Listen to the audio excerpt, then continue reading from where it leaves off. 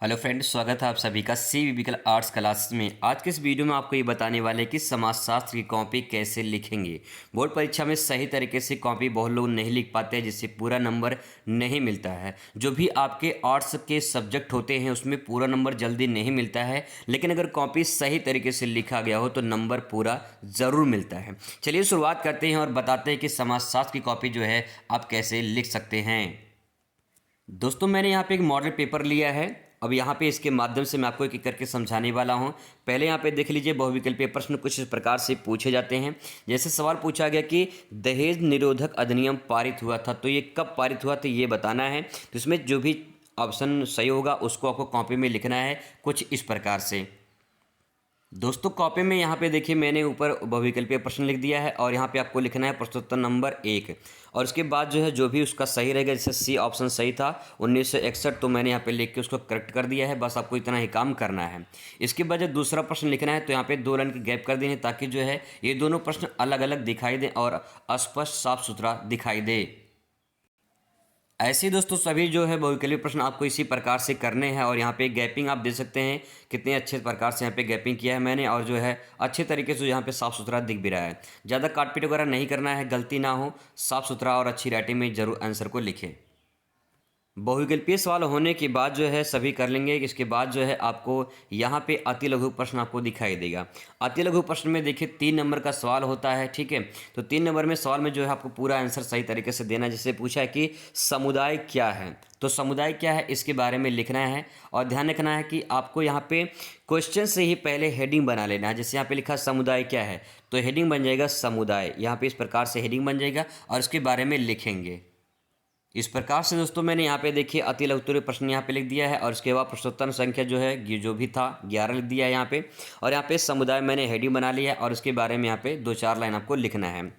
ध्यान रखना है कि आपको अति लघु सवाल जो है वो 25 शब्दों में लिखना होता है, ठीक है। तो कम से कम जो है 2 से 3 लाइन आपका आंसर कंप्लीट हो जाएगा। लिखा है कि व्यक्तियों का ऐसा समूह जो निश्चित भौगोलिक क्षेत्र में निवास करता है और इनके जो सदस्य होते हैं वो परस्पर संगठित रहते हैं। कहने का तात्पर्य कि समुदाय कम्युनिटी ऐसी है जो अलग किसी भौगोलिक क्षेत्र में निवास करते हैं, अलग अलग क्षेत्रों में, लेकिन जो निवास करते हैं उनमें जो सदस्य होते हैं उन समुदायों के लोग सब एक दूसरे से आपस में जुड़े होते हैं, संगठित होते हैं, और यही समुदाय कहलाता है। तो इसका आंसर इस प्रकार से लिखेंगे। इसके बाद जब दूसरा आंसर लिखेंगे तो आपको कम से कम 2 लाइन की गैप कर देनी है, ताकि जो है अगला आंसर आपको दिखाई दे और स्पष्ट साफ सुथरा दिखाई दे। अगला प्रश्न यहाँ पे दिया गया कि जन्म दर से आप क्या समझते हैं। तो मैंने आपको बताया कि प्रश्न से हेडिंग बना लेंगे। हेडिंग क्या बनेगा, जन्म दर, ठीक है। उसके बारे में आप लिखेंगे, क्या लिखेंगे इसके बारे में, आंसर लिखेंगे। दोस्तों यहाँ पे हेडिंग मैंने डाल दिया है जन्म दर, आप चाहें इसको अंडरलाइन भी कर सकते हैं। और उसके बारे में लिखेंगे प्रति 1000 स्त्रियों द्वारा जीवित जन्म देने वाले बच्चों की संख्या को जन्म दर कहा जाता है। यानी जो पूरा एक जो आंकड़ा जो है इकट्ठा किया जाता है, मतलब कि 1000 स्त्रियों द्वारा जो जीवित बच्चे होते हैं, जो जन्म लेते हैं, उन्हीं की संख्या को जन्म दर कहा जाता है। तो ये आंसर इस प्रकार से लिखना है। अगला दोस्तों यहाँ पे नातेदारी से आप क्या समझते हैं। तो नातेदारी क्या होता है, आइए इसको समझते हैं। यहाँ पे आप लिखेंगे प्रश्नोत्तर नंबर जो भी रहेगा आप यहाँ पे लिखेंगे। इसके बाद जो है यहाँ पे हेडिंग डाल देंगे, क्वेश्चन से हेडिंग बना लेंगे और उसके बारे में लिखेंगे। नातेदारी व्यवस्था रिश्तेदारी की ही व्यवस्था होती है। यानी जो रिश्तेदारी होती है, रिलेशनशिप जो होता है, उसी को नातेदारी कहा जाता है, जिसमें एक परिवार का दूसरा परिवार से कोई संबंध होता है। जैसे मान लो कोई एक परिवार है, ठीक है, कोई एक परिवार ए है और मान लेते कोई एक परिवार बी है। ये एक दूसरे को नहीं जानते हैं, लेकिन अगर इन दोनों परिवार में किसी की शादी करवा दिया जाए तो जब शादी होगी तो फिर क्या बनेगा, रिलेशनशिप बनेगा, रिश्तेदारी बनेगी, और वही शुरुआत होती है नातेदारी की। तो नातेदारी जो बनती है वो 2 प्रकार से बनती है। पहला, एक तो विवाह हो जाएगा, ठीक है, विवाह। और दूसरा, जब विवाह होगा तो फिर इनके बाद जो है इनके बच्चे होंगे तो रक्त संबंधी हो जाएगा, ठीक है। तो 2 प्रकार से रिलेशनशिप बनता है, विवाह और रक्त संबंधी। आगे देखिए, नातेदारी रक्त और विवाह 2 आधार पर होता है। यहाँ पे मैंने अच्छे से लिख दिया है। तो नातेदारी व्यवस्था जो है रिश्तेदारी की व्यवस्था होती है, जिसमें एक परिवार दूसरे परिवार से संबंध होता है। नातेदारी रक्त संबंधी और जो है विवाह संबंधी के आधार पर होता है। तो इस प्रकार से नातेदारी को आप परिभाषित कर सकते हैं। दोस्तों इस प्रकार से जो है आपको बहुविकल्पीय जो सॉरी अति लघु सवाल इस प्रकार से लिखना है और यहाँ पे गैपिंग आप दे सकते हैं, साफ सुथरा भी अच्छे से लिखा गया है और इसी प्रकार से जब आप आंसर लिखेंगे तो एग्जामिनर खुश होकर आपको पूरा नंबर देकर जाएगा। इसके बाद दोस्तों सवाल शुरू होता है यहाँ पे लघु उत्तरीय प्रश्न का। मैं छोटा सा एक तरीका और का बता दूं आपको कि अगर मान लीजिए जैसे क्वेश्चन नंबर पुरुषार्थ के प्रमुख पक्षों पर प्रकाश डालिए, ये क्वेश्चन आपको नहीं आ रहा है तो अभी फिलहाल के लिए यहीं पे छोड़ देना है इसको, ठीक है। जो आ रहा है पहले उसको कर लीजिए। जैसे क्वेश्चन नंबर 22 है, जनसंख्या वृद्धि के परिणाम स्वरूप समझाइए। मैं आपको वो तरीका बता रहा हूँ कि जो जैसे आप पेपर पाओगे तो ऐसे कुछ क्वेश्चन होंगे जिनका उत्तर आपको नहीं आएगा, लेकिन छोड़ना नहीं है उसको, बस उस पल के लिए छोड़ना है। जो पहले आए उसको कर लीजिए, उसको बाद में करना है, ठीक है। बाद में ज़रूर करना है, छोड़कर नहीं आना है। चाहे बना बना के ही लिखना हो लेकिन लिख कर आएंगे, छोड़कर नहीं आएंगे। तो जैसे देखिए क्वेश्चन ये है, इसका आंसर लिखते हैं और इसके बाद में फिर इसका आंसर लिख लेंगे। दोस्तों मैंने यहाँ पे ऊपर लिख दिया है लघु उत्तरीय प्रश्न और उसके बाद उत्तर संख्या 22 था और इसके बाद जो 21 मैंने भी नहीं लिखा है क्योंकि मैंने अभी छोड़ दिया, क्योंकि मुझे भी थोड़ा सा डाउट लग रहा था। इस प्रकार से आप सोच सकते हैं और आप अपना आंसर दे सकते हैं। हेडिंग डाल देंगे क्वेश्चन से, हेडिंग बना के और यहाँ पे लिखेंगे जनसंख्या वृद्धि के दुष्परिणाम।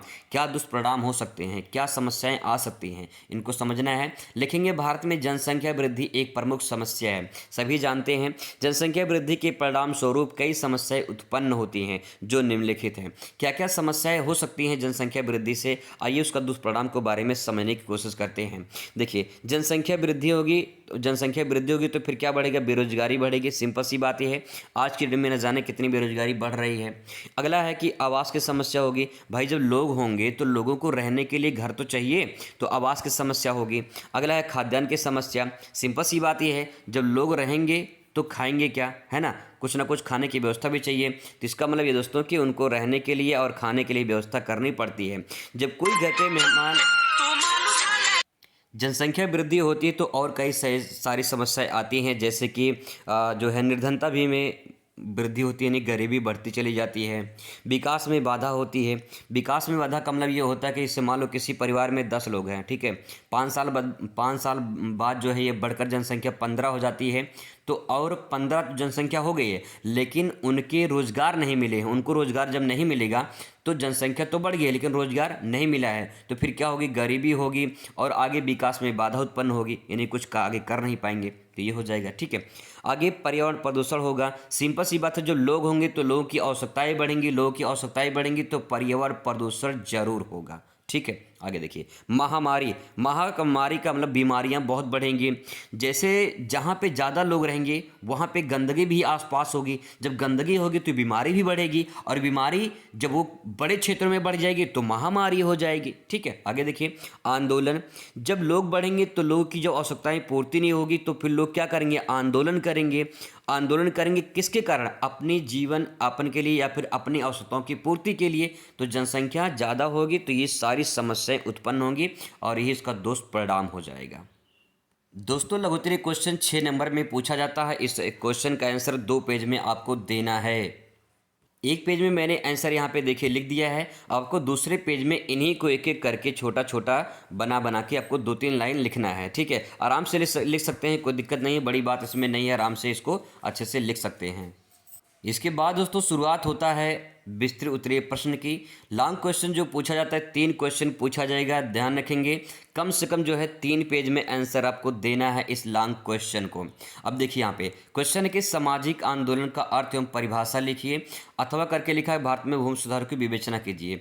इसमें से आप दोनों में से कोई एक कर सकते हैं, ठीक है, दोनों में से कोई एक करना है। कभी कभी ये लोग कन्फ्यूजन ये हो जाती है कि इससे मान लीजिए दोनों नहीं आ रहा है, ये दोनों नहीं आ रहा है, इसमें का दोनों आ रहा है, तो क्या करते हैं लोग, ये दोनों कर देते हैं और ये छोड़ देते हैं।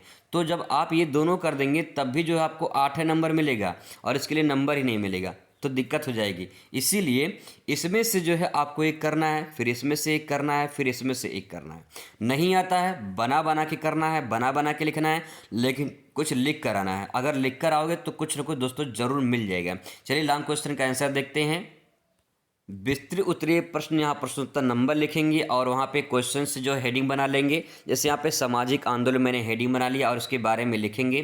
समाज में कुछ बुराइयां और भ्रष्टाचार फैलने लगता है, जिसको दूर करने के लिए समाज के कुछ लोग या संगठित जो वर्ग होते हैं वो आगे बढ़ते हैं। इस संगठन के प्रयास को सामाजिक आंदोलन कहा जाता है। बहुत सारी बुराइयां समाज में निकल कर आई हैं। आप जैसे के तौर पे ले सकते हैं, जैसे भारत छोड़ो आंदोलन का नाम सुना होगा आप लोगों ने, है ना। भारत छोड़ो आंदोलन का नाम सुना होगा, जब अंग्रेजों ने भारत में कब्जा किया था उस टाइम पे, है ना। आपने जो है नर्मदा बचाओ आंदोलन का नाम सुना होगा, जो है चिपको आंदोलन का नाम आपने सुना होगा, ठीक है। तो ये सब जो आंदोलन है ये सामाजिक आंदोलन के नाम से जाने जाते हैं, जो समाज के हित के लिए किया जाता है, ठीक है। जैसे मान लीजिए अगर आपकी आवश्यकता की पूर्ति ना हो और ऐसे न जाने कितने लोग हों जिनकी आवश्यकताओं की पूर्ति ना हो। फॉर एग्जांपल मान लीजिए बेरोजगारी बढ़ रही है, तो बेरोजगारी जब बढ़ेगी तो लोग अपने जीवन यापन के लिए, अपने आवश्यकताओं की पूर्ति के लिए आंदोलन करेंगे। और वो आंदोलन जो है हिंसात्मक नहीं होता है, शांतिपूर्वक आंदोलन होता है और वो समाज के हित के लिए होता है। तो ऐसे आंदोलन को सामाजिक आंदोलन कहा जाता है, ठीक है। आगे देखिए, समाज के आंदोलन का मुख्य आधार समाज होता है। सिंपल सी बात है, सामाजिक आंदोलन समाज के लोग ही करते हैं, तो उसका मुख्य आधार क्या हो जाएगा? समाज हो जाएगा, जिसका उद्देश्य सामाजिक और राजनीतिक समस्याओं को समाधान करना होता है। ये बात हो गई इसकी परिभाषा अर्थ की। अब बात करते हैं इसकी परिभाषा की। परिभाषा में जो है आप एक दो परिभाषा जरूर लिखेंगे, बाकी इसमें डिटेल में और आपको लिखना होगा। आगे मैं आपको बता दे रहा हूँ कि किस प्रकार से आंसर दे सकते हैं। लिखेंगे हार्टन और हंट के अनुसार।